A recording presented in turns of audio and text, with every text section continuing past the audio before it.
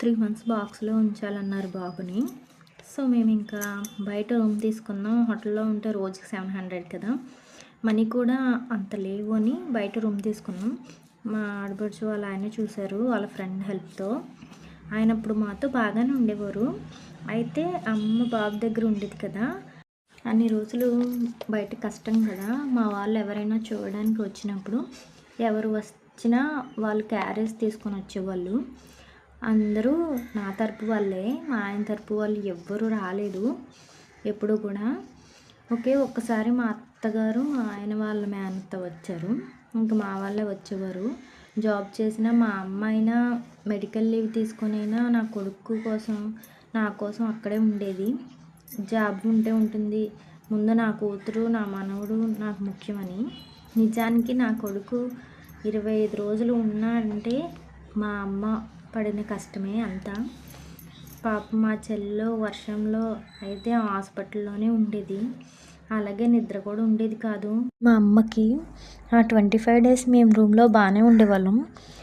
నా కొడుకు క్షేమంగా బయటికి రావాలని మా అమ్మ చాలా కృషి చేసింది. సో నేనే వంట చేసేదాన్ని రూమ్లో. మాకు రైస్ కుక్కర్ తీసుకున్నాం. ఇంక దానిలో చేసేదాన్ని. అయితే నేను పచ్చి బాలింత్రాలని కదా, డెలివరీ అయ్యి 1 మంత్ కూడా కాలేదు. సో అందుకే మా ఆడపడుచు వాళ్ళ ఆయన మా ఆడపడుచు కాల్ చేసి, పచ్చి బాలింత తను అలా పనులు చేయకూడదు, వాళ్ళ అమ్మగారు బాబు దగ్గరే ఉంటున్నారు కదా, పిల్ల ఏమో వంట చేస్తుంది మా అందరికీ, నువ్వు రా ఇక్కడికి కొన్ని రోజులు వాళ్ళకి సాయం చేద్దువు, మీ తమ్ముడే కదా అని అన్నారు.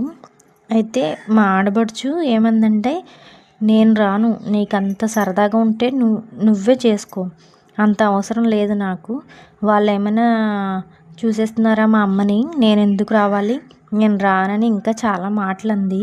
అవన్నీ నేను విన్నాను ఆవిడ మాటలు. మా మా మా ఆడపడుచు వాళ్ళ ఆయన మా ఆయనతో చెప్పారు వాళ్ళ అక్క మాటలన్నీ. మీ అక్క ఇలా అంటుందిరా రమ్మంటే అని. మా ఆయనకి చాలా బాధ అనిపించింది.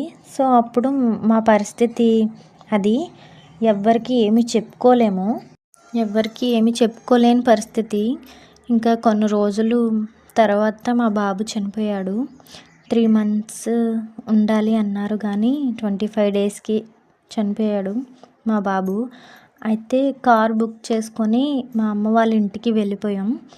అయితే దారిలో మా అమ్మ మా ఆయన్ని మీ అమ్మగారు వాళ్ళకి చెప్పమ్మా బాబు చనిపోయాడని చెప్పారు. సో మా ఆయన కాల్ చేశాడు, చెప్పారనమాట మా అత్తగారికి.